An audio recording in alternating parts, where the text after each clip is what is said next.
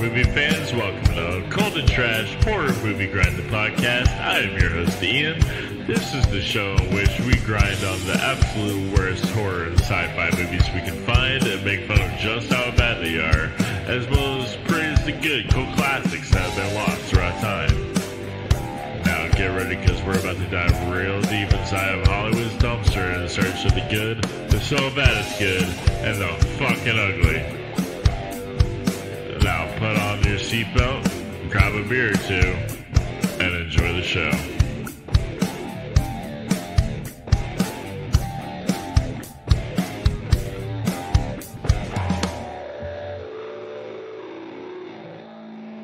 Yo, what up? This is Cold and Trash Horror Movie Grind, coming back at you with another one. I'm Ian, and today we are doing Skinned Deep, 2004. Directed by Gabriel Bartolos. I hope I'm pronouncing that name correctly. And if not, I hope he's not listening. This is starring Warwick Davis and a whole bunch of other nobodies who nobody's ever seen in a movie before. Maybe I'm wrong, but Warwick Davis is definitely the big one. He is known, of course, as the Leprechaun, which if you watched the last episode, we did Leprechaun in Space. So now we're doing this one because Sloan, we're really wanting to cover it. He's been bothering me night and day. Like, we gotta do Skin Deep. We gotta do Skin Deep. I was like, all right, cool. Yeah, we're gonna do Leprechaun in Space. And he was like, no, you gotta do Skin Deep. And I was like, all right, how about we do Leprechaun in Space, then we'll do Skin Deep. And he's like, all right, fine. But the funny thing is, Sloan's not even here today. He after bugging me, after picking this movie, he didn't show up. I've been trying to get a hold of him all day, and I don't know. But we're just gonna have to go on without him in the spirit of Sloan. But Tony's here. What's up, Tony? I'm not Tony. Nice to see you guys, though. How's everyone doing? My bad. Hold on. Tony's here. What's up, Tony? Well, I was pulled out of the dimension I was in, and now I'm in this room with you guys. How's it going? What's up? Sorry about that, Daniel. No worries. Daniel's here. I heard. Wait, when? I thought Tony and Tony were here. Just a couple Tonys. Just Tonying it up. Yeah, this is we're in the wrong podcast. I am not professional at all. I'm terrible at this. Bear with me. But it's always fun. And it's always a pleasure. Yeah. Glad to be here. Hell yeah. Yeah, I'm glad you're here. I'm glad Tony's here. I wish Sloan was here. But, yeah, so let me ask you guys one at a time. Daniel, since I brought you up first, Tony, I'll bring you right back. Daniel, what are your thoughts on this movie? Is this the first time you've seen it? This is the first time that I've seen this movie, and honestly, I'm shocked that this is the first time that somebody's even brought it up to me. I'd never heard anything about it. I've never seen any trailers or cutscenes or anything from it, and it is beyond up my alley. It is like an instant classic for me. I will be watching this movie a lot. I will be showing it to friends. I can't say enough good things about how bad this movie was. Oh yeah, yeah. Same here. Same here. I also never heard of it before. Someone brought it to me. You can say it's like a poor man's House of a Thousand Corpses, or Texas Chainsaw Massacre. So the new segment we're doing is Trash or Pass. So I guess it passes in your book. Absolutely, yes. Okay, yeah, cool. It can't even hit the trash scene. There's too much fun to be had. Yeah. I don't find it boring or loathsome or really too upsetting at any scenes. I find it it's gross but not upsetting. So that's definitely a bonus. It's a lot of like over the top gore. Just like it's just so like cheesy, which is my favorite kind of gore. Yes, is the cheesy gore. Cool. And well, Tony, same question goes to you. Is this your first time you've seen it? It is the first time I've seen it. I've seen this came out in 2004, so this was like video stores were still a thing, but I wasn't a child. But I remember being younger and seeing this like the Surgeon General like with the chompers and everything. I totally remember seeing it. Yeah, it looked familiar to me too. Familiar, yeah. I definitely didn't know Warwick Davis was in it as a man who throws plates at people. I didn't know anything other than I don't even think I knew what the title was. I just know I've seen that guy, that image of the Surgeon General. But yeah, never heard anything about it, never seen it. I remember thinking, I don't know, I don't even think I've seen a trailer for it or anything. I knew nothing about this movie going into it. Yeah, same here. Yeah, I wonder like where Sloan found out about it. Yeah, I would love to ask him. It's a shame he's not here today, but it is like for real, like like you said, Daniel, very up my alley, very in my wheelhouse, very like surprised nobody's pointed this movie out to me before. I was kind of surprised. I mean, yeah, it is exactly what you said. It is like it's just terrible in all the best ways, like, but in so enjoyably bad, but like in a way that's not, you can't, one, it's not offensive in like, the literal way, like, no, not, it's gory, but not like street trash where there's just like rape all, or like women being beaten or anything, or like, weird stuff going on. It's all a bunch of terrible things happening, but it's all just fun. It's just, it is one of the funnest, like, bad horror movies I've seen in a long time. So it passes for you as well. I would say it's a pass. Yeah. For me, I agree with you guys, but not only to an extent. I think because of Texas Chainsaw Massacre, and especially Texas Chainsaw Massacre 2, and especially House of 1,000 Corpses, it's like it's that again. So like if I would see a movie about a crazy family murdering people, I would want to go see those movies. However, what saves it for me is the characters in this one that are like really fun. So I'm kind of middle of the road on it. I think it's honestly better than House of 1,000 Corpses, but that's just me. I'm not a big Rob Zombie. I mean, that's a big hit or miss. But anyway, but not. We do have a new guest coming on. When he found out we were doing this, he demanded I be on, or he threatened me. So speaking of House of 1,000 Corpses, we actually have Dr. Satan is here. Oh, Dr. Satan. Do you want to get sued? I am physician Beelzebub, but you can call me Bubba for short. You might recall me from such exploits as Paradise Lost, the musical, or even How I Met Your Mother, who saw Scott in hell. This reminds me of a little story about some folks that were traveling across the nation. They did a little joyride, and as they were traveling, they went along as the title, the Diablos read. So what was that? And one day they were driving along, and one of them saw an ice cream truck, and they said, "You know what? I could really go for some goddamn rockin' raspberry." The driver turned and he said explicitly, "There will be no goddamn rockin' raspberry in your goddamn future." Well, you know what? The tides turned, the skies opened up, and on a sunny day, they all enjoyed that rockin' raspberry. God damn it. Well, what's a story? We're here. They should make that a movie. We're here to talk about Skinned Deep, which, as you said, was a little closer along the lines of House of 1,000 Dead People and the Massacre of Vroom Vroom. We're trying to get across away from all of the copyright infringements here. So, yes, physician Beelzebubba. And so, this movie's so good it makes you want to howl out, "Pups will prowl!" But I digress. It's good to be here. I just wanted to give a major double thumbs up. And I'm just going to say those souls won't reap themselves, so I'm going to say goodbye, the mortals. Wow. Oh, wait. That's some strong words from... Well, he's a busy man. Beelzebubba. Yeah. Well, yeah, thanks for coming along and joining us. I'm a huge fan. Your soul is mine. All right. Well, that was Physician Beelzebubba for everyone. Hey, Ian, can we replace Sloan in future episodes for that? I actually had a really good. I feel like we had a good vibe going there. Yeah, right. I like he should have his own podcast, really.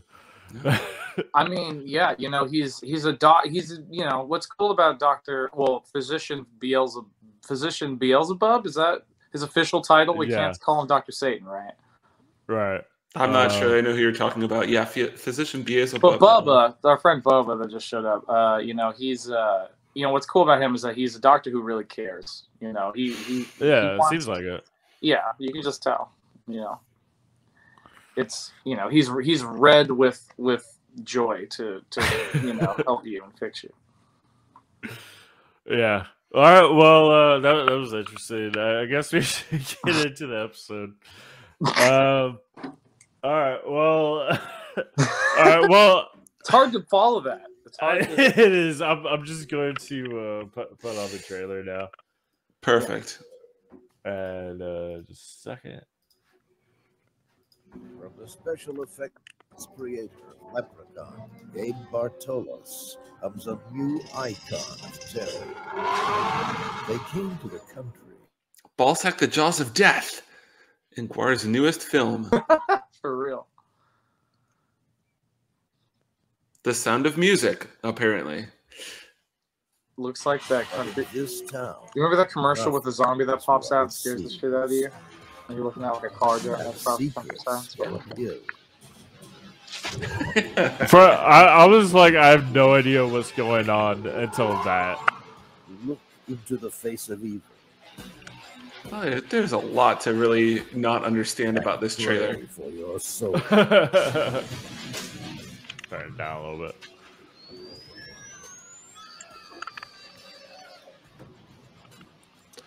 It This does is just show a lot of good madness. scenes.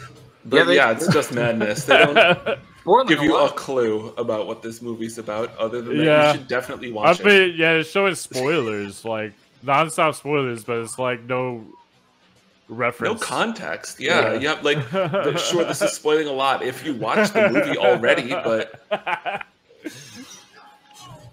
I mean, I did watch the movie, and I still have no idea what's going on. True, yeah. It's a lot. They're throwing a lot of action at you. I really like that Skin Deep guy is also Batman. It's cool. And I know he has a name. I just refuse to acknowledge it. He's Skin Deep guy. Yeah, I said it earlier, and I already forgot. Surgeon General, that's it. Yeah. The brain. This is just... Yeah, This looks like a music video. The whole thing kind of feels like a music video.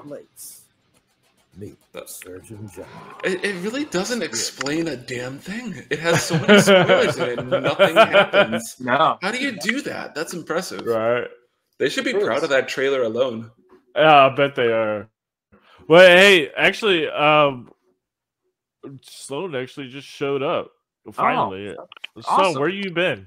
Okay. Howdy, guys. Man, it's strangest dream. I felt like I was in a den of snakes. And Oh, really? swelteringly hot. Whew. But hey, it's good to see that I didn't miss much.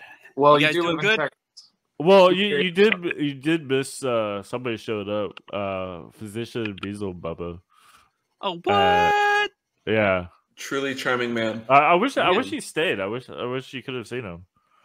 Well, damn.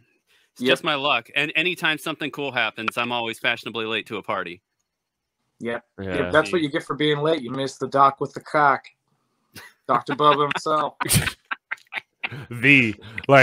Do doctors not have cocks? Well, not one like Beelzebub's. Like big. I missed that part of the podcast. Apparently, I wasn't paying enough attention to the screen. You had to look down. You had to look over your. Bubba sounds like a winner Is to that me. how it works? Right. Yeah, try that. Anyway, we all agreed he should be on it again. Maybe. Anyway, Sloan. So you recommended this movie. Yes, This definitely. was your pick. Why did you want to do this one, and when was your introduction to it? So I saw this probably about 2 years after it was released. Ended up renting it from, I believe it was Vulcan Video when it was still a really big here in Austin. movie chain here in Austin, Texas. And so my brother and I, we watched it together. My brother's the one who got me into a lot of really rambunctious movies over the years. And yeah, I've always been a huge fan of like the horror genre, and the fact that this one is meant to be just completely outrageously satirical, like from the get-go, Like, it was directed by, and the story written by Gabriel Bartalos, who is originally an effects designer and in art preparation for a bunch of big movies. He also did work for Leprechaun 4, which was our previous episode. Right. Okay. He Yeah. was also an effects designer for Big Money Rustlers. So if you're Oh, down with wow. Oh, the clown, really? he was. That explains a lot, actually. Honestly. So for any, okay, so we all seem to know what that is, but for those who are not those listening, Who aren't what down is with Big the Money clown. Rustlers? Why are we laughing at that? Well, I can tell you, Big Money Rustlers. Well, yeah, Big Money Rustlers is the sequel to the seminal classic, Big Money Hustlers, which is a film. I don't know if they're directed, maybe No, probably they don't. all They created by, but the creative geniuses behind it are the one and only Insane Clown Posse. Yeah. And despite that, it's actually a really entertaining movie. It actually I is. mean, despite that. I mean, you're right. They go, Yeah. fuck Mountain Dew. So, Yeah. as of course you would expect. Excuse me. Yeah, I love Extremely Big entertaining. Money. I like Big Money Hustlers more than Rustlers, but they're I don't both like good. Rustlers very much, but Hustlers is actually a lot of fun. Yeah. So- Rustlers is Rustlers is a western, Yeah. but with Insane Clown Posse. which sounds like it would be even better, but the cameos aren't as good, and it's just not as funny. I just Yeah. gotta say that a rap clown western it doesn't really come up on my radar normally, but if you haven't watched one before, you should try it with this. I guess that's the best of the best. It probably is the best rapper clown western. Western, I'd say so. Yeah. Gonna go a shot in the dark here, probably. Strong, probably.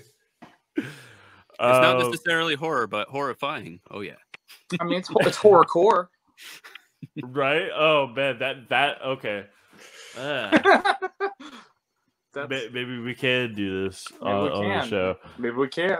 Just So anyway, Sloan, Skin Deep.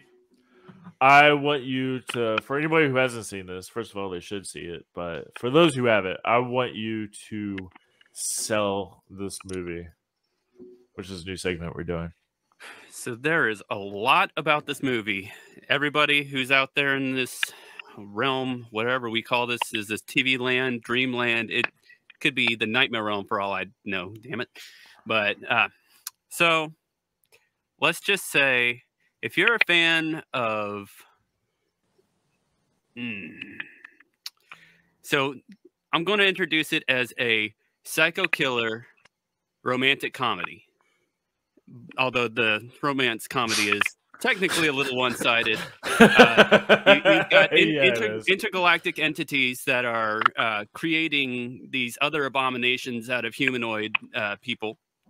And they run a little R&R diner with a lovely little old lady, little granny. And the primary amount of folks that are in this movie, so whether you root for the geriatric bikers or if you're against them, there's a big war that goes between. And I don't want to ruin too much on that, but there's some definite feel good and feel bad moments in this movie about some of the gore aspects, war and peace. But, if you like that sci-fi aspect of an old man ripping off a little person's head, and I guess this movie's for you.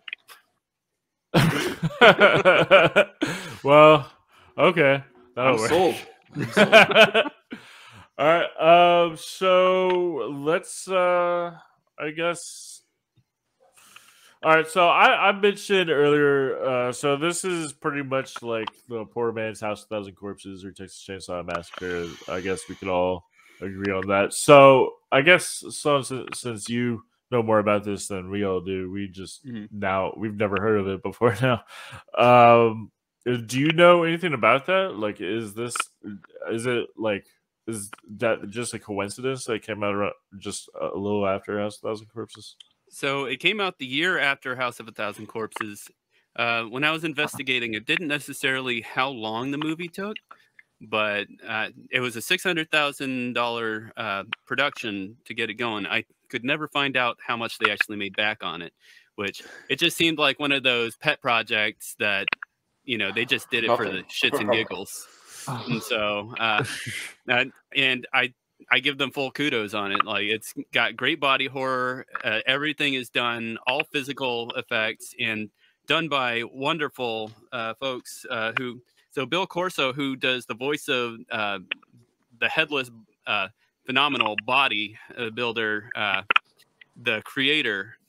So Bill Corso is a special effects designer who worked with like Suburban Commando, the Blob remake, Garbage Pail Kids, Return of the Living Dead Part 3, bunch of really fun, you know, body horror movies. And yeah, I digressed from the original concept.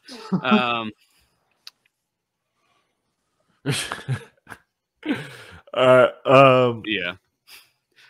Hold on. Reiterate where I was supposed to be going with that, because I will totally do a direct tangent beyond and like go down a side street. Well, the Direct question tangent was, was it like related anyway to House of Thousand Corpses right. or Texas Chainsaw Massacre? So from what I could find, it didn't really have a direct correlation, but it definitely had a lot of, you know, the family building of the slashers, doing team building exercises. And once they finally got rid of the initial family, they wanted to bring the new brood into their stock, into their flock. And so, yeah, there's that one segment where when they tie Tina to the car in the wedding dress, and Granny's just like, it's the greatest day of a young woman's life. And they start playing chicken with the guys who have been like driving on the highway, and they've been watching like porn on a projector on the street the whole time, and they're timing it. It's just like 24 hours, and they pop some more beers. And so the guy you might have recognized, he was one of the victims in the back, Peter Iaccio Jr. He's from a lot of different things. I believe he was in an episode of X-Files, Street Trash, Day of the Dead, Spookies. He's the dude with the longer hair. It's one of those iconic faces. You see him, it's just like, you know, oh man, the meme with DiCaprio. I'm so bad at. I barely recognize Tony, so I actually didn't recognize Sloan at all. So I just was so enamored with that physician Beelzebub that I just lost Tony's face, or I'm sorry, Sloan's face. I lost everybody's face to that gorgeous mug. Man, he sounds like a charmer. Yeah, I'd say so. Yeah, so yeah, that scene you mentioned with them chasing down the other car, playing chicken and whatnot, that definitely seemed like a reference to Texas Chainsaw Massacre 2 at the very beginning, where that they like attack another car. I liked how it also started out, like this movie started out just like that, where they like throw a hook inside of a truck and it like catches on the guy's leg, and like that was pretty brutal. Yeah. So yeah, I guess we'll get into the scenes, our favorite scenes, or at least favorite scenes. So would y'all? I mean, you all really enjoyed it, but would you all agree that this is still like a bad movie, like so bad it's good kind of thing? Oh, definitely. Yes. Yeah. I've got to say that the first maybe 15 minutes or so, you don't get the inclination that it's going to be specifically bad. It might just look like a ripoff or a spoof of something that that's still trying to be very serious. But they really introduced the Surgeon General like he is going to be a serious evil villain, and he stays that way during the whole film. But I would say that in the first 15 minutes, like I was genuinely worried that I was going to see some gross shit happening. I thought it might be, you know, getting into the torture porn sort of genre, or like just being unsettling and upsetting, like lots of screaming and crying and all that. And I wasn't prepared for it to take a total 180 in 20 minutes in and be goofy and silly and fun. And it just, I just had some bad vibes off of that first like 15 minutes, that like maybe it was going to be a little too serious and not fun at all. Once the first scene starts, and Phil, the father, is just like, pass me the video camera, and she pulls it up and it's just like videotaping her eyeball. It's just like that's when you know that it's really just going in a quirky direction. Yeah. Yeah, for sure. Yeah. Um, yeah, and so about that character, yeah, I guess we'll go into the characters, Surgeon General. That's definitely a knockoff, a straight up knockoff of Leatherface. Like Oh yeah. big, like dumb, silent, muscle brute. Yeah. The silence specifically is striking of him because he's huge, hulking, big mask sort of thing. I mean, even he has a mask and then he throws on a fake human mask later on top of that in the dinner scene, like 25 minutes in or so, and is wearing an old man's face on top of his stupid clampy jaw thing. I swear I don't actually have a tattoo of him on here. That's a different guy, but it still has the same bear trap face. But yeah, it's a definite ripoff. Yeah, for sure. Which is fun, definitely. It is. Yeah, and then we have another character, Plates, Warwick Davis's character. Which, so when you told me about this movie before I saw it, you told me that he played a character named Plates who throws plates at people. The way I pictured that is that maybe they were like metal, like razor blade plates. But no, after I saw the movie, he's literally throwing like dinner plates at people. He sharpens them at least, though. After a little soliloquy, just like in Leprechaun. Oh yeah, it's true. Each individual grain of sand, just like me, but you get them all together and they create perfection. It's just like, wow. That whole soliloquy is just beautiful. Warwick Davis is just so good. Every scene with him is like my favorite, honestly. In here I love Warwick Davis in anything. Yeah. Chewing, yeah. And, I loved how crazy he looked at this. Oh, he looked super crazy. He looked torn, like he was torn between this universe and Clockwork Orange. That's all I got with him in the white suit and all the makeup and the eyebrows and all of this. Yeah. It's just crazy. Yeah, and he's kind of like the chop top of the family. Just the lunatic who's just like, he kind of stands out. He's different from the rest, but he just like is still just a crazy killer, even still, and he might be the best one. No, he definitely wasn't, because sometimes he threw plates and they were plates.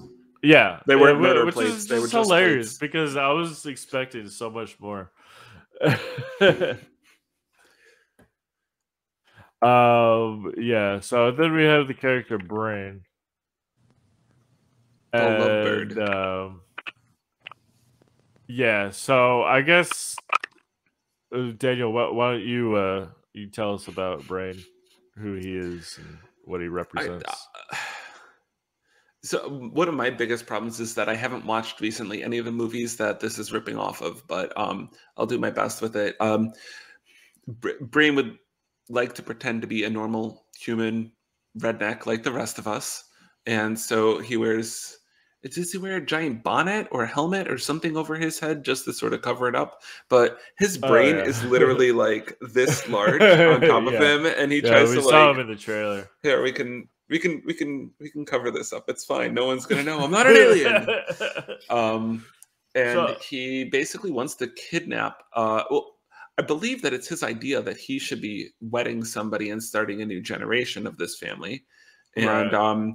But he has to pass by all of his family's rules, and his family doesn't allow him to keep his true love. So he wants to keep it like a pet, basically.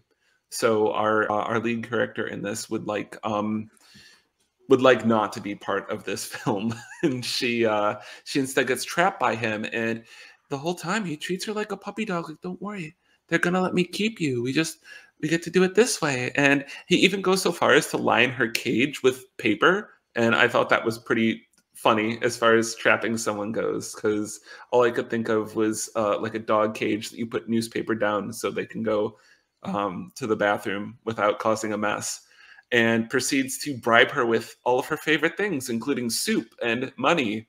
And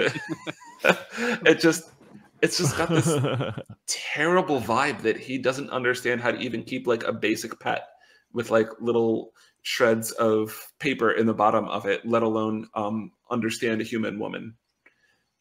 Yeah, yeah, yeah. That was like. Then he like was begging the mother to keep her, wasn't he? Yeah, Mhm. as opposed to kill her or whatever.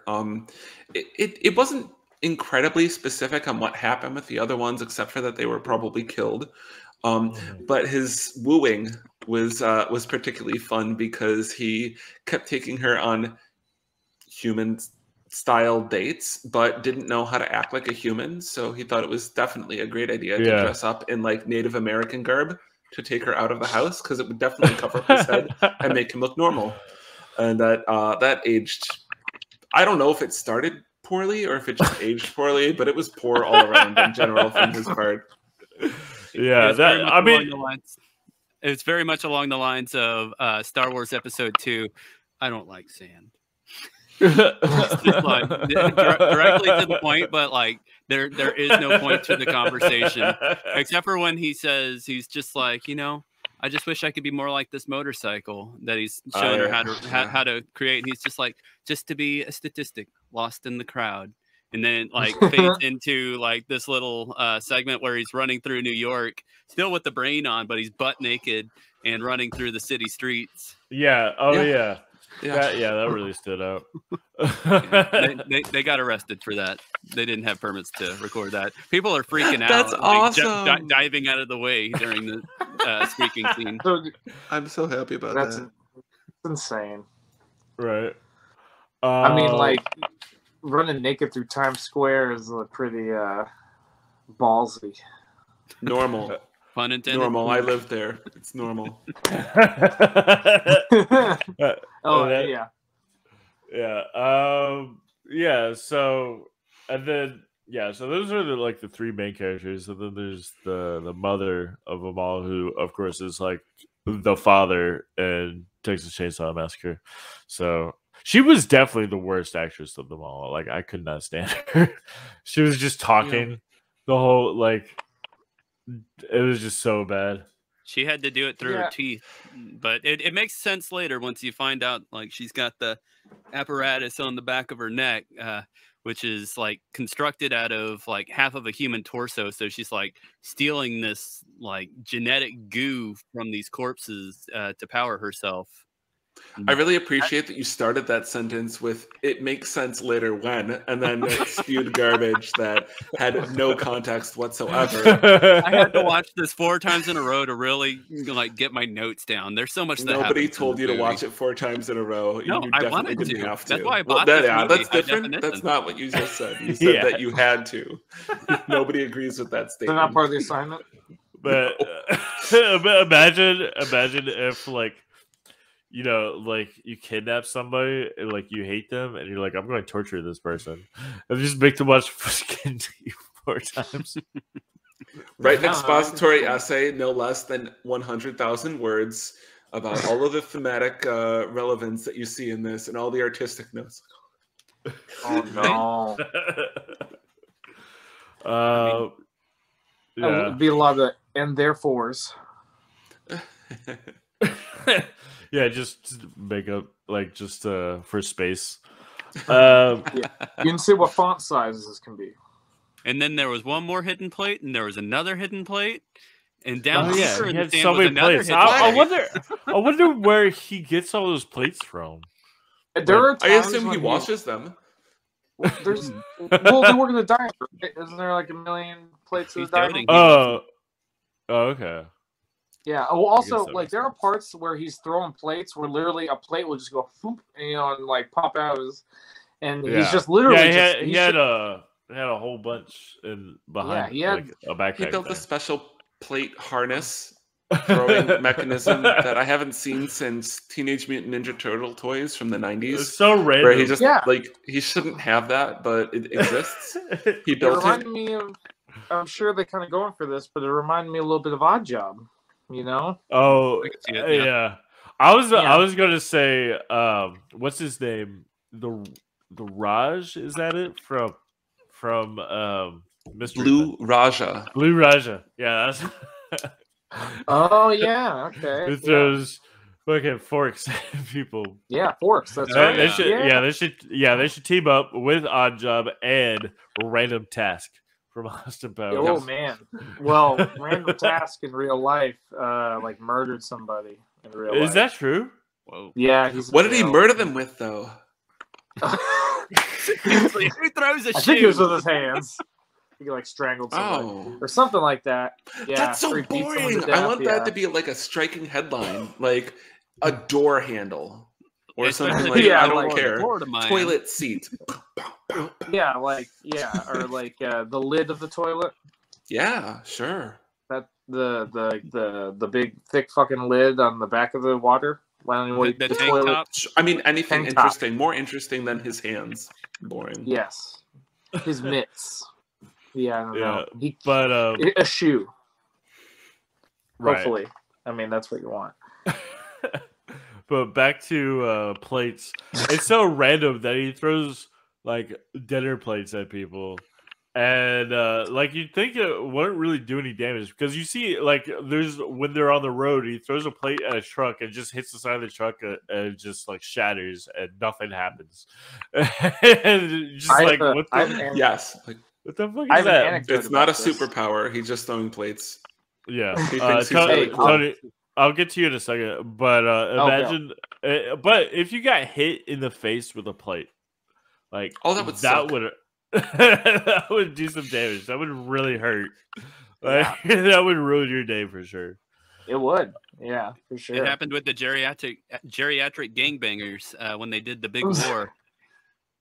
Yeah. They showed that in the, the in the trailer. Yeah, they had him throw it, and the guy got hit in the face with the plate, and it just ripped it the whole side open. Is that what happens? I can. I know it depends that on where it cuts. Or yeah, where it I grabs got something.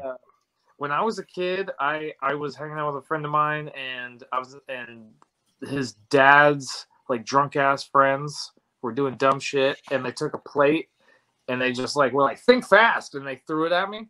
It was this big, just like those plates, bigger, honestly, than the plates he has in the movie, and it like just smashed my head, and didn't break or nothing, and it totally broke my head open. I was bleeding.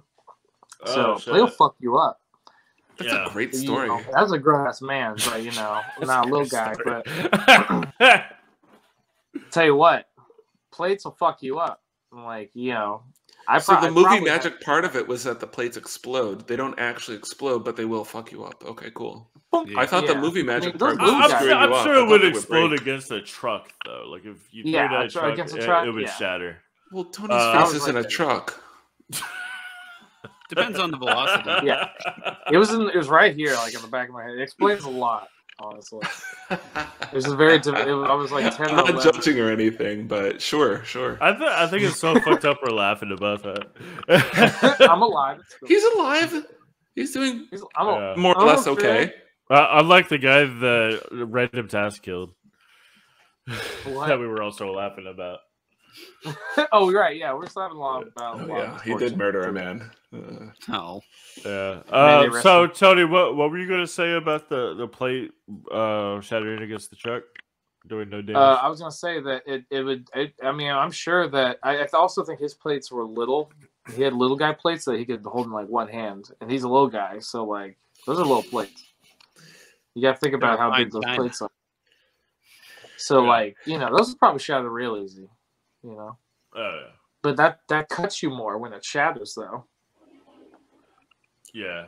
I don't know. No, I'm sure it would. Like, I mean, yeah.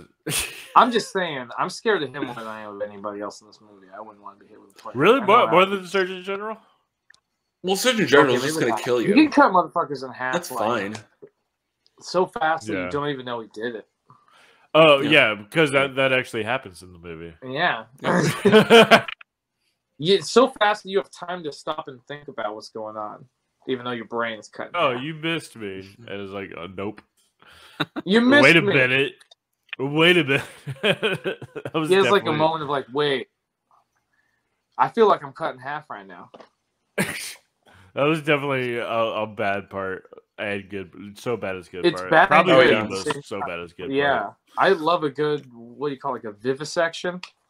Yeah, It's I love a good. it's like, you know, when Wile E. Coyote chases the Roadrunner off the cliff, and then he's running on air for a while before he realizes he's no longer on the cliff. Yeah, And then gravity exactly. sets in. Yeah, it was lovely. Yeah. And then there's one more character. There's the boss out there. What's his name? I forgot. The creator. The creator, Creator. right? Oh, yeah. So Sloan, why don't you tell us about the creator? So the creator is inferred to be a galactic entity. So the creator is a buff bodybuilder without a head, with a metal slat right on top, and some very, very defining shorts that say dynamite with an exclamation mark on the front of the groin. And so, yeah, just to throw that out there. The movie actually starts with the first guy who's getting chased down as he's getting chased by Plates and Brain and the Surgeon General on the road in the rain. It suddenly like breaks away to like him doing like the muscles like all over the place. But it only shows the arms and the biceps working out. It's just like, what the hell is going on here? Because it doesn't show you for an hour and a half what that even leads to. And so once the main character, Tina, ends up getting to the final moment, there's a good quote from him, actually. Where are we? Here we go. So, but before he ends up separating from himself, he ends up telling Tina, "You are a pathetic manifestation of everything desperate, using violence as a ridiculous speed bump in the courtesies of daily social graces. I am attraction, lust, courtship, conquest, flirtation, penetration, conception, progress. I am inertia. I am strength. Behold creation." And then I wrote Squidbillies because his chest opens up and a little face with tentacles comes flying out and goes, and then like latches to her face. Yeah. That Feels was just wild. bonkers. So that also, like House of Thousand Corpses, also like Texas Chainsaw Massacre 2, also like Texas Chainsaw Massacre 1, is where it's just a bonkers ass movie, and you're like, I don't think this could get any weirder or crazier, and then it does. Wrong. So much in that. Yeah. Yeah. Also, I would throw Frankenhooker in with those as well, but that's a completely different movie. Yeah. So those are the main characters. Before we go on to the next thing, I do want to say I just remembered how Plates dies, which is a total spoiler here. Which I was thinking, this is the first movie we've done so far on the show where you don't really have to watch the movie to understand what we're talking about, because we watched the movie and we don't understand what we're talking about. Really. Sloan watched it 4 times in a row. 4 times, and yeah, and he's definitely making shit up now. So so like I was just thinking, like I wonder if people like not watch who haven't watched this, if they're watching this, like that they're probably just like, holy shit, this sounds crazy, and it is crazy. But anyway, let's go to the part where Place dies, where I guess Tony, I'll let you talk about that one. Oh no, I mean, you can pass it on. I mean, if you want. You should pass it on. All right, anybody want to take over? Sloan should go for it. Yeah, Sloan has watched him die 4 times now, which is more than I watched him die 4 times. There are a lot of things that are missable on the first viewing of this movie. And or even on the 4th viewing. You have to focus on you have to focus on Tina the first time around. Then you have to focus on the household where Tina is captive. And then you focus a little more on so as I said in the beginning, you can either root for or against the geriatrics in this, because old folks seem to be the primary victims of this movie. And I guess they're the main people who live in the town nearby. I don't know if it's like a retirement hometown or something like that, but there's biker gang. Darn it, I can't remember what their biker name is called, but they end up riding in, and they end up getting coffee from from Granny, and one of the guys, the leader, ends up staying behind, and he ends up getting killed because Tina comes out, and they can't afford to have any loose ends, and so it's just like Brain asks, he's just like, why we didn't even set any traps, why did we have to kill them? And they're just like, we need to have paying customers every now and then. So so the bikers end up coming back, find a bloody jacket, and they come back to retaliate. And there's a big battle scene later on when they all come through. And so you've got one younger dude who's war-torn, and then everybody else who's all about peace. So Granny comes out, and she starts putting these little peace markers on all the big guys' heads. And dude who is more like a warmonger, he's freaking out. He's just like, you know what? Fuck peace. War all the way. And they turn out to be like explosive devices. And so he loses an arm. The other guys each all lose their heads that have the peace markers on them. But the fact that it's done like, as you said, like kind of like a Bugs Bunny cartoon, you see the hand going towards the button. And everybody's just like, no, get it off, no! Oh, that's right. And so it's done in a major comedic form. But when they first arrive at the coffee shop, the old man shakes. He's super scrawny dude. He's got the shakes, of course, and he's trying to drink the coffee. And he's just like, if you can't drink it, don't order it, Shakes. Fuck you. And just the way that he iterates that is so wonderful. But in the end, Shakes, the scrawny dude, is in a one-on-one battle with Plates. And Plates keeps finding, after he runs out of his backpack plates, he gets cornered and digs down in the sand and finds a couple plates down there, and ends up chunking one into the air to distract Shakes. Ends up getting hit with the second one, and while Warwick Davis's character Plates is partying too hard in celebration, Shakes ends up walking up to him, backhands him with the plate in the face, and while he's on the ground, just takes two of his hands and rips his head right off. Yeah. Oh, The last 5 seconds of that is really what I was looking for. But hey, you have to know that the old folks are the main characters of this movie. Shakes was the winner. Yeah. I see. He drank the blood. That was brutal. Which we see in the trailer, hilariously. That's right. I forgot. I watched this movie like last week, and it's already like it's a fever dream. This whole movie. There's so much that happens in it that it's like I'm like, oh right, yeah.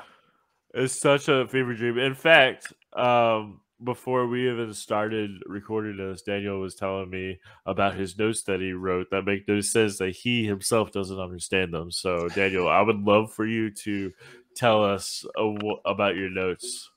So I'd like to do this kind of in quiz form. I'm going to have a couple notes, and I'm going to keep track of who can actually accurately figure out what scene it is. If nobody can, we'll just take it a pass. But I've got a couple really good ones here. There's I may leave out a word or two just because I think it gives a little much away, but my notes are just, I mean, there's something else.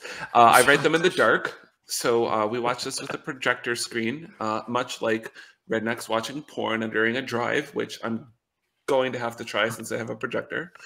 But I'll leave a word or two out, and let's see if you guys can guess the scene from my terrible notes. So you guys, free for all, chime in as soon as I'm done with it. Let's start with Gresham Chorus, Calling It Like It Is. Nope. Okay, what if I omitted a word here? Let me go with Officer Gresham Chorus, Calling It Like It Is. Yep, must have been coyotes. Yeah. Very good. Sloan gets the first point for this. So Sloan, Nice. you Oh, got okay, I see. one. Oh, great. Okay, I see. Sloan. Yeah, Officer Gresham Chorus was one of my more favorite characters.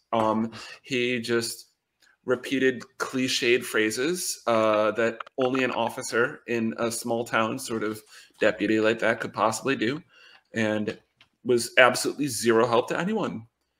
Let's see what we've got here. That is totally a dead guy puppet. That happens a few times. Probably. Yeah. It's probably just some At this random. point in the movie, Come on, Ian, you should have this one. What? Why me? Did I mention it earlier? You did. Ah. okay. Oh shit. Is it Dead guy. Warwick Davis's decapitated? No. No, that's No, way it's the later. reveal of Surgeon General. He's showing up at the family meal right in the beginning of it, and he's got the face of some old dude with the beard on, and Oh right. it's right. literally just like tied poorly to his face. The weird thing is, Okay, I don't think I brought that up earlier. Oh yeah, sure you did. You did. We were talking about the family in House of a Thousand Corpses and the similarities. Yeah, you And did. Texas You Chainsaw talked about Massacre. that face. Okay, I did it, but okay. I mean, I said I talked about that, but I don't think I said that specifically. I should have, but all right, let's say I did. All right, I got 3 more questions for you. The dangers of wrapping a cell in paper is exposition. Is it okay? I mean, I know what scene you're talking about. That's where they put the girl in the room and there's this newspaper. Like I was going to say that earlier. It's hilarious about they just have a room just lined with newspapers, but exposition. Yeah. Interesting. Anyone? Okay, yeah, my notes are pretty incomprehensible. I get No, I don't understand. this is the at fun all. of it. When they after she had went ahead and started opening the windows, instead of just seeing outside, she started to see memories of slaughters that happened previous to her. The dangers of wrapping your whole place in newspapers exposition. She started tearing open and finding exposition instead of just exits and windows and all of that. That's right. Oh, okay. I see what you're saying. That's okay. All right. Yeah, because you have exposition lining your walls. Oh, well, that one doesn't make sense. I Brilliant. can't actually tell you what that one means. So let me go to the next page. No. Tell us. Oh, we Tell gotta us. hear that. It just says, DEM the creator, I am clearly on acid, dream sequence. That's this entire movie. I know. That's why I was just like, it's not very specific. Let's see. I watched this movie, like the Fat Guy Chicken Race. That one I have to share with you regardless, because I literally watched the movie just going like, yeah, I don't know what's going on. Let's get part of this. All right, this thing's happening over here. Yeah. All right, cool. Porn on the road. Yeah. What? The whole movie played out like that entire scene did. Yeah. Let's see what I've got. Yeah. Okay, I am watching One Art. One Art, exactly. One. Again, I'm going to go with this entire movie. Well, it was mentioned previously already. The scene was brought up very directly. I don't know. Your notes Sloan is leading 1-0, and I'm on my second to last Ian's question. got This is one. going I really think Ian's bad. had one. No, he didn't. I should have gotten one, but no. You should have, but you didn't have it. Okay, it was definitely the scene where Brian imagined himself running through New York City when he suddenly goes off into the distance and he starts watching this scene of himself being free and running naked through New York City. Lost the statistic in the crowd. Yep, that was One Art. Oh, I see. Okay. Interesting. I would not remember that. I remember that scene, but I don't remember like any of the dialogue in this movie because it was all just like wacky as fuck. It's worth it. I might get some love it. tattooed across my body. Honestly, yeah, just get that last monologue, that last, bit Right. by the doc, just like on your back, just your whole back, Right? just that. Some chicks like, And- I am the penetrator. What? I am penetration. Well, actually, so here we go. Here's my last question: is he blaming her for the sins of man? Oh, that's got to be the scene we're talking about. That's Yeah. when he's giving that whole spiel. Yeah. And she responds with, "I will destroy this nasty old pet shop in the name of the Lord." And I do want to actually just point out, I have no idea why killing all of those weird, empty, gross, unclean frog bins was the key to defeating the creator, but he didn't like it. Yeah, it's like it unlocked him to come out, but yeah, it was weird. There's a few deaths in this movie. Defeating the don't creator make sense. ended up coming down to Surgeon General ended up coming down to fight her, and she just like tossed the Squidbilly into his mouth. And, yeah. So I'm gonna have to go ahead and say that Sloan, Tony, you guys have to do a sudden death on this. So why did he have dynamite for a dick? Oh, I watched this 4 times and I still don't know. All I know is that on his groin was written "Dynamite." I don't remember why. Does he even give a reason? Oh my gosh. Oh my god. It's just a timer. Yeah, I don't know. I don't Okay, remember. Sloan, there were I'm gonna two have to different- give this to you. 2 different ones with 2 different timed sticks of dynamite that were attached down there. Yes, was weird. but there was actual remember dynamite inside of his crotch.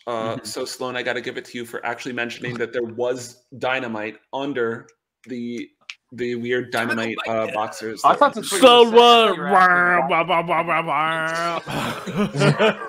I was like, Yeah, I'm glad that you guys enjoyed my incomprehensible notes because there's a lot more coming in future episodes of notes that I Hell can yeah. barely I'm gonna read pay myself. a lot more attention. I'm not the only winner. It's going to be like an Nice. Oprah winning. Everybody reach under your chairs. No, the You got real winner dynamite is the dick. You audience. got dynamite dick. So just for bonus question, because I don't know what scene this is. I know exactly when it happens, but I still can't quite do it. Evil Stan Lee and Santa versus Grandma. And I know it's the bikers facing off against Grandma when she's first doing the little peace things on the forehead.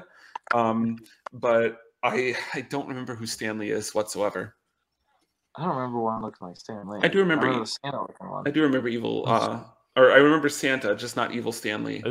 Yeah. Big Joe Is is it the one who Stan you're Lee commenting or is Stan Santa. Lee? Yeah, Santa. No, Stan Lee. Yeah, because I don't remember of looking like the Stan Lee. 3 that exploded, then there was the younger guy who had like the do-rag, and then you had the bigger Big Joe, and yeah, I'm trying to remember the That must third have been one Stan must Lee. have been him. Yeah. Yeah. Probably But Stan like Lee, the notable ones were of course Shakes and Big Joe. Mm-hmm. And the guy who was their original ringleader and who they were trying to avenge, he ended up leaving. Like he stayed behind while the others went to go get chili back in town, and Yeah, that's because he wants some he let nasty his sex lady- from Grandma. He let his lady friend go on. She's just like, "Well, suit yourself, punk." And then so his number one gal ended up her and Shakes were the only ones to walk off happy ever after into the distance of the sunset. Yeah. That's true. Well, congratulations, Sloan. You understood my notes better than I did. Cool. All right. Well, I guess now that we're an hour in, so I'll give you all the prompt, just like we do every episode, where we talk about should this be a sequel or a prequel or remake it or anything. Does anybody have anything? Me personally, I just want to see Plates and Surgeon General team up with like Chop Top and Otis and all those guys in one, just like merge all those movies together. That's all I got. But anybody else have anything? That's pretty apt. That would work. Yeah. I don't know why. Maybe it was like the vibe of the, not the vibe. Maybe it's just because it was like, like in the desert and shit, and the and his face, the Surgeon General, and everything. But there's this one movie. It's made by Richard Stanley, I think, made it. The guy who made The Killer Out of Space.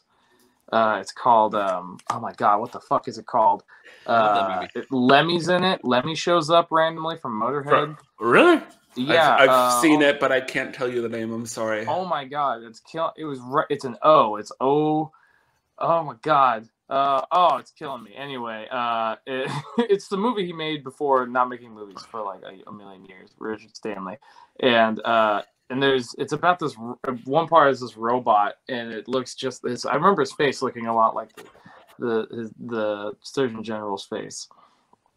Oh, I'm so embarrassed I can't remember it. I really liked that movie too. Last time I saw it, it was like Overdrive or something like that, or like it was like a computer term. Can't remember what it was. It's killing me. Anyway, I forget why I bring this up. Why am I bringing this up? Oh, because I would love to see. For some reason I'd love to see them, and like I just want to see the continuing adventures of them. Honestly, yeah, give me like a Devil's Rejects X sequel where. I know they the last one, but let's just kind of ignore that. I'm like, three from hell, kind of sort of thing. Yeah, I guess that's 3 from Hell. Honestly, I never saw 3 from Hell because I didn't. I tried to watch it the other night and I couldn't get 10 minutes into it. It is really terrible. Yeah. I mean, like I like House of Thousand Corpses a lot. I like Devil's Rejects even more. Yeah, I love 3 from Hell was just it was really bad. Yeah. I'm not a big fan of zombies' work for the most part. Well, who knows? Like coming out with the monsters. Maybe the monsters will be okay. Yeah. We say that about every new Monsters movie, and it hasn't happened since the 90s. So, shit. Somebody who worked on this movie worked with some of the Monsters stuff, and I forget who it was. Oh, really? Okay. Really? Yeah. Well, let's. Wait, this movie that we're reviewing, or the new Rob Zombie version? One of the special effects designers. Had to have been one of the older ones, but I'm forgetting off the top of my head who it was. It was Fred Munster himself. Okay. Yeah. Well, while he's looking that up, Daniel, do you have anything? Any stories?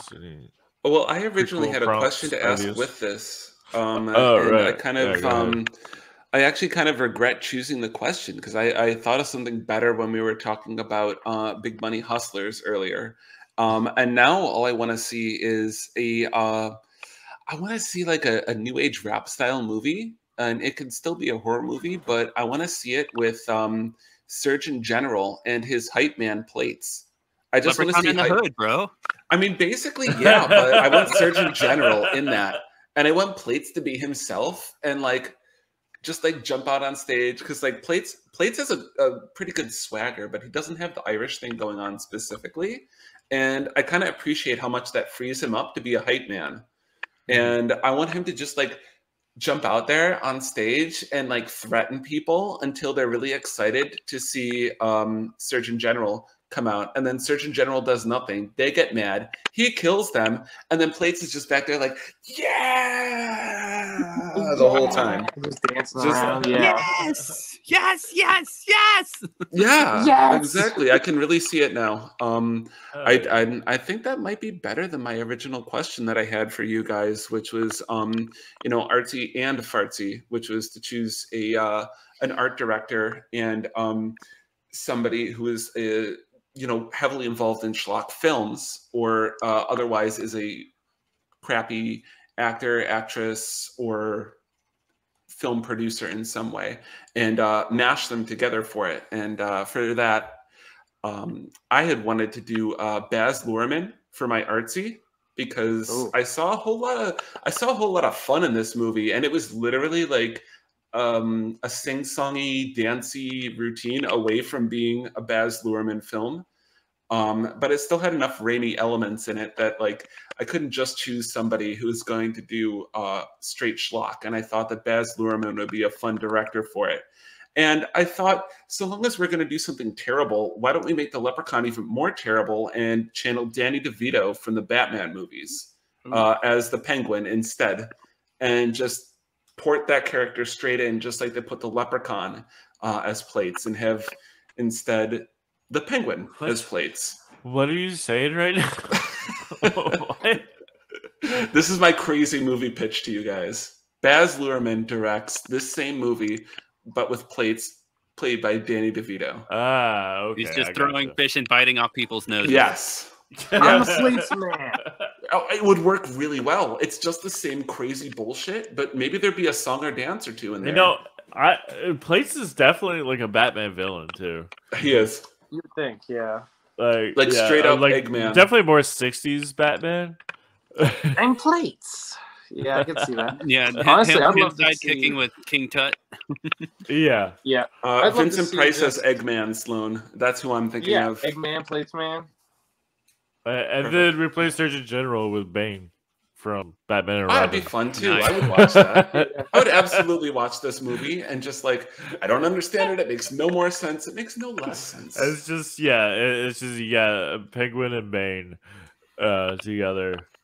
I'd love to And- see just some little guy horror movie. I'd love to see Leprechaun, Plates, and Chucky all hanging out. Okay. Okay. Yeah. I would watch that that. would be cool. Yeah. I actually. Okay, so there is a movie. I don't know if you've ever heard of it. It's called Terror in Tiny Town. I think that's what it's called. Sounds familiar. It is a western, actually, going back to the westerns, and it's the entire movie. It's just little people. Oh, that's right. Yeah. It's so fucked up. And it's just a village of little people, and it's just a regular western, but nobody's like taller than like 3 feet. When did this become an exploitation style that was adopted into the set of movie genres? On the old podcast, we would talk a lot about exploitation genres. I Right. didn't know this one existed, but we're starting to delve really deep into it these days. Like Warwick Davis is truly the star of that exploitation thing, but like Yeah. you put him in a primary role and people want to go watch it. And I'm starting to wonder, like, what is Oh, this? yeah, there's also sorry to interrupt. There's also No, Wayne no. Wayne too. Yeah, exactly. It's a whole genre of some form of exploitation involving little people that is just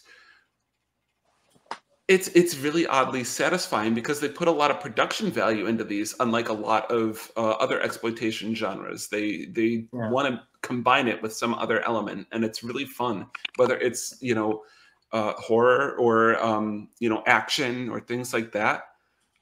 It's pretty impressive the way that it's carried out.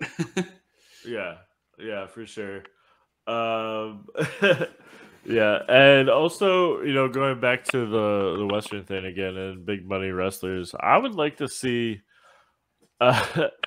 these guys again, mostly Surgeon General and Plates and Brain. Yeah, all the entire family, but as a Western prequel, like Ooh. like big Like money Tremors? wrestlers. They presumably could have lasted long enough for it. They're an alien species. We don't know when they arrived. It could have been back Yeah. in the ye old true. Wild West. Yeah, they're just like doing Wild West shit. I was Yeah. Getting love to deep see it. too, back in time. Anyway, does anybody have anything else you'd like to bring up before we rate this? Sloan, go ahead. All right, so this is on with the artsy fartsy slash, if we were to do prequel, sequel sort of thing. So I would like to do a prequel of how the creator ends up coming down to the planet and the body that he first chooses to become, before it becomes the body built body, and the creation of all these others. And so it would be directed by Lloyd Kaufman with Trauma. And I would like to have Plates played by Peter Dinklage, who's just now working with the Toxic Avenger in Trauma. Mhm. And because they're remaking that right now. That's right. And the guys that I want to have work with him on the movie as like co-producers and actors, Trey Parker and Matt Stone used to work with Trauma back in the day on a lot of different segments. They did. So I want Brain to originally be done by Trey Parker, and then have Yep. Matt, or like it'll show Matt Stone at first, like when the creator comes down and like snags the body, he'll be skinny Matt Stone, but then he'll be bodybuilder Matt Stone later. Oh, can he keep his head though, so that he still has his little skinny weird boy head? It'll have his voice still, but maybe his head will be in the jar before it like degradates into whatever those little things are. That would be so great. Yeah. Oh yeah. Who knows? Maybe no, there like were other movie. Before the house explodes in the movie. Maybe there are other segments of the house where like other entities that are hidden from right now actually existed. So there's a lot of potential in there for those group of gurus to do their magic. Well, Sloan, I would definitely watch your movie. That sounds great. I don't think that Matt Stone and Trey Parker do nearly enough these days. They could be making all sorts of live action movies that are just terrible. That I want to watch. They need a good reason to be more acid on the red carpet. So absolutely. Yeah. Speaking of their live movies, I once watched Basketball while chipping really hard on mushrooms, and the entire that's how they wanted it. The entire universe made perfect sense. It changed. Like I understood, like a champ in no time. Like I understood how the world worked ever since then. Like it was seriously changed me, and like I'm now like a Taoist because of it. Thank you, Basketball and mushrooms.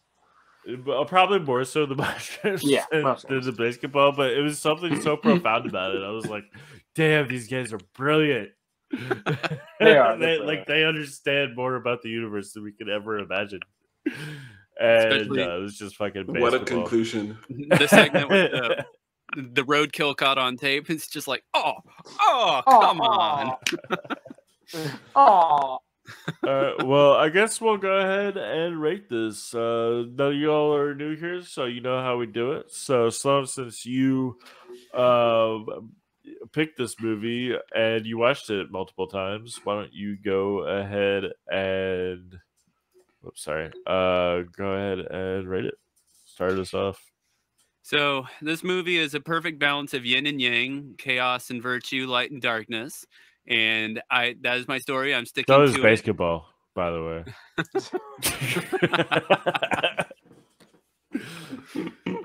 It all makes sense. But it all makes sense. Yeah, no, it's cosmically correct, that statement right there. And so, and quick shout out to Bubba, who rocked it out during my absence earlier. But yeah, this movie, you feel for the family in the beginning, and you feel for Tina, and then in the end, you start to feel for Brain and his family atrocities, especially him. Like it captivates the heart until Tina becomes a homewrecker. In the end, like they ended up doing such a good job, like converting her to become one of them, that she snaps psychologically. And we didn't even talk about the segment where she rips into Brain's and I know, my bad. On the ground it like splits open, and the little like alphabet blocks end up merging into, it says love. She stomps on it, and then it turns into hate in the end. It's just like, wow, you're Venom, girl. Maybe that's where I had the maybe that was when I was watching an art. I forget exactly when it was. There's a lot of segments we missed. Yeah, honestly, I remember that bit because I was like, dude, this movie is actually trying to say something right here. I don't know what, but nothing deep. Everybody who's listening to this, watch this movie at least 4 times in a row, and then you'll understand like where the universe really sits. But I think, I'm sorry to interrupt. I'm gonna keep watching. I'm not gonna watch it because like I barely remember it as a fever dream. So I'm gonna wait another like while, several years, just so it's like hazy, and then I'm going to like keep that. I'm not gonna remember. I want to like have this movie stay hazy, brand new. So yeah. So next time I watch it, I want to not remember it, and I want to not remember it again after that, except for just like random parts. It's perfect. It's perfect for watching with friends or at a party or something like that. It's just like, what the hell are we watching? Yes. Yeah, that is definitely for sure. But anyway, so go on. Long story short, there's so much of this movie that I wish that I could bestow the knowledge of, ever flowing truths unto our listeners and viewers, but you got to perceive it to actually believe it. I only lied about 99% of the things that I said tonight, but I'm gonna go ahead and give it a relatively high rating of. Let's go ahead and do 8 geriatric gangbangers. Yeah. All right. All right. All right. And Daniel, go ahead. Oh, I'm gonna start mine off with just 9 out of 10, and that's 9 out of 10 times that Sloan needs to watch this movie in a row in order to get it up one more point and get a little more obsessed with the actual plot, because this was amazing. You had me at get it up.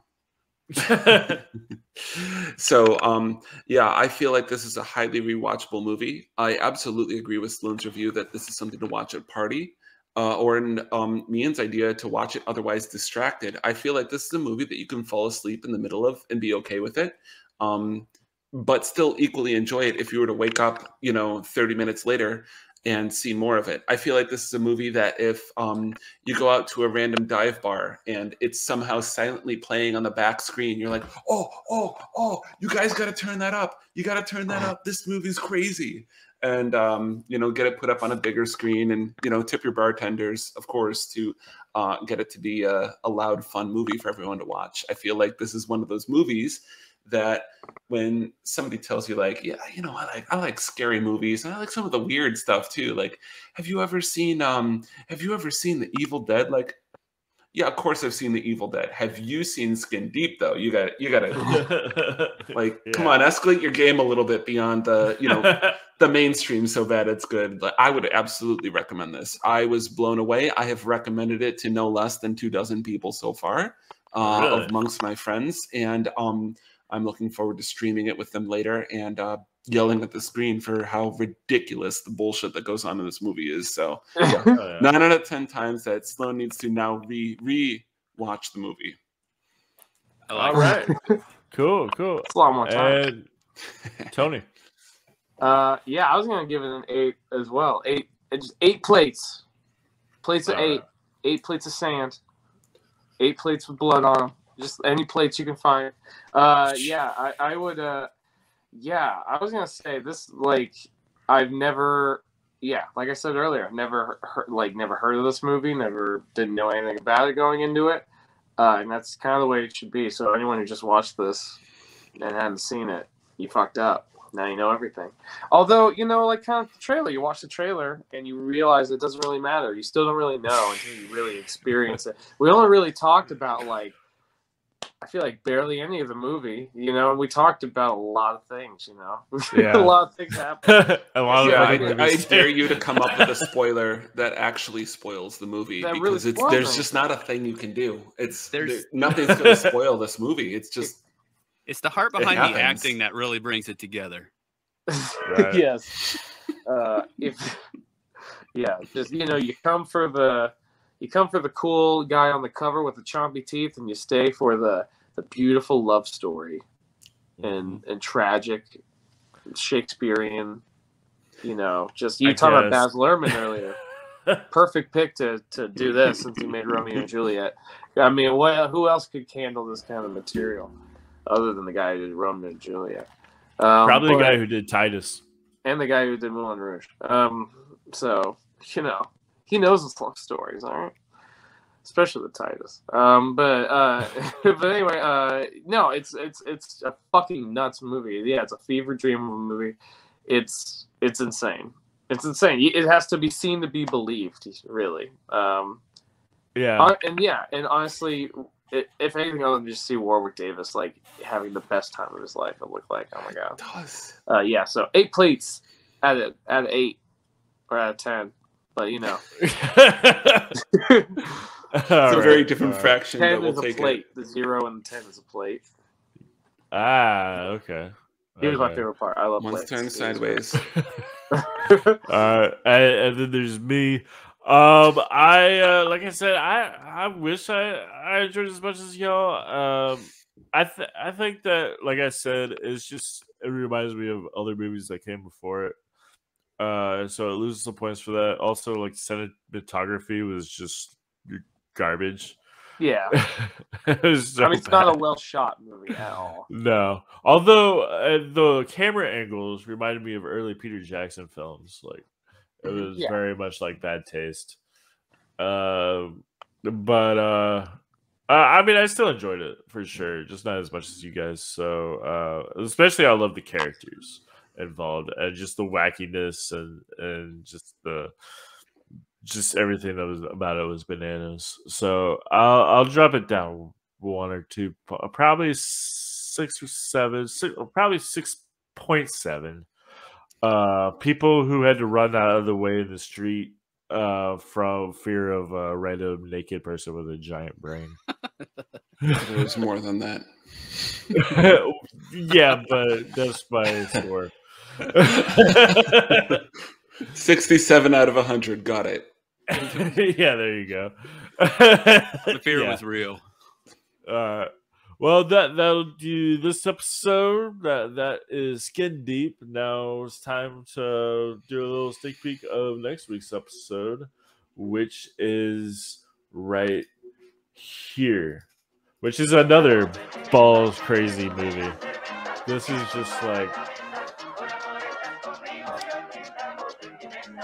I mean, yeah, it's pretty nuts.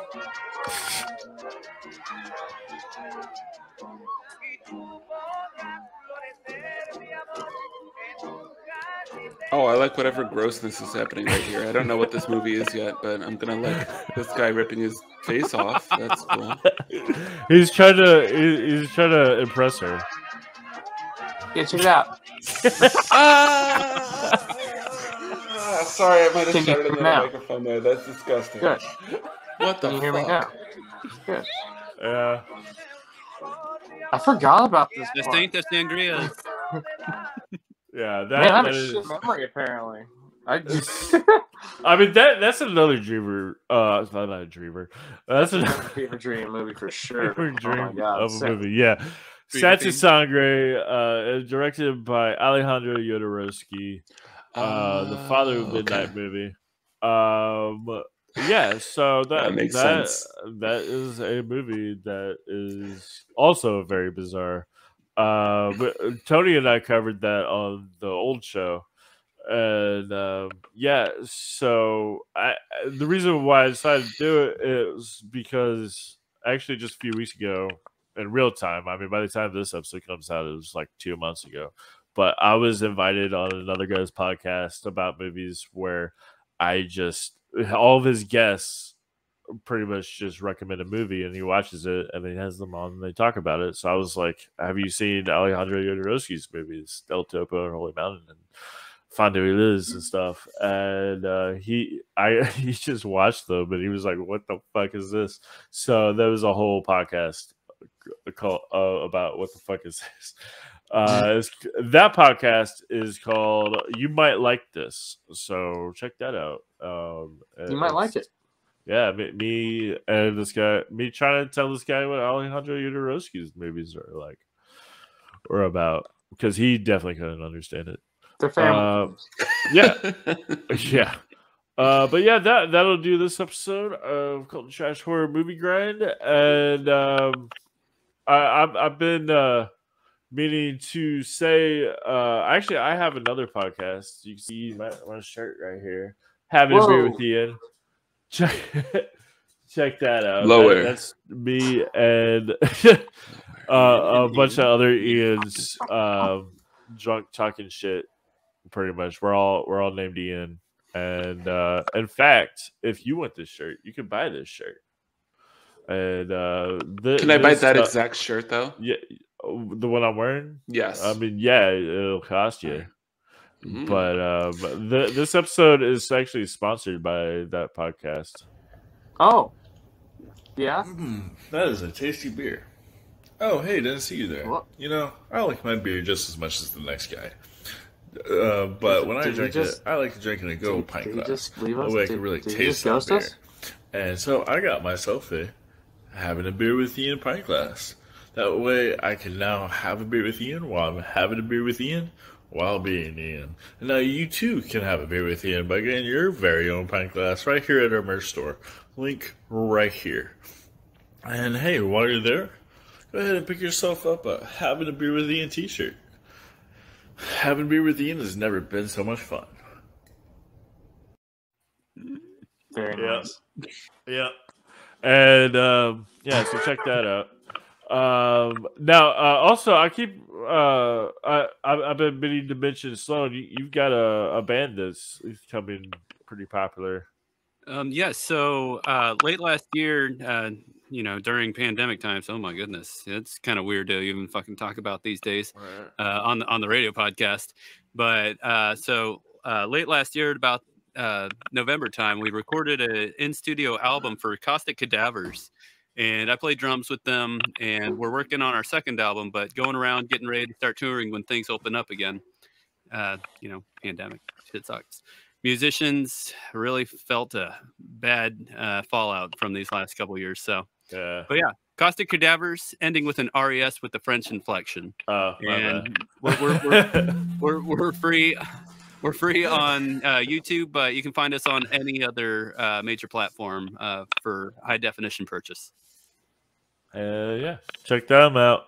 Does anybody else, Tony or Daniel, do you have anything to plug? I mean, I got stuff to plug. I did a movie not too long ago called Sorry About the Demon. I do the voice of the demon in it, and it's going to be on Shudder.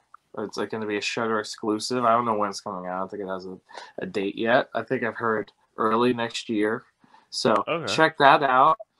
You won't see my face, but you'll hear my weird voice. And yeah, if you want to check out my other work, go check out my IMDb and watch some of my shitty movies. Some of them are good, some are bad. Check them out. Check them out. Some of your shitty movies are good. Some of them are good, some are bad. It's great. Yeah, either way, we covered one on the old podcast. Yes, I love My Girlfriend. It's my favorite. My Girlfriend, yeah. Oh Jesus. Yeah. Go see our girlfriend. It's just weird science with a budget of like $10. It's great. I get no money from any of this, by the way. So know that I mean this with sincerity. And we'll just, I guess, end it right there. Thanks everybody for watching, and check out Santa Sangre next week. The Caustic Cadavers and Having a Beer with Ian, and you might like this. Also, the guy on You Might Like This will be on that episode too. Perfect. So, that's what I was going to ask. Yeah.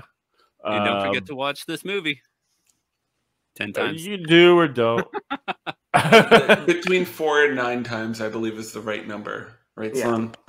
I agree. This message right here. Write it on a plate, throw it on a wall. Yeah, there you go.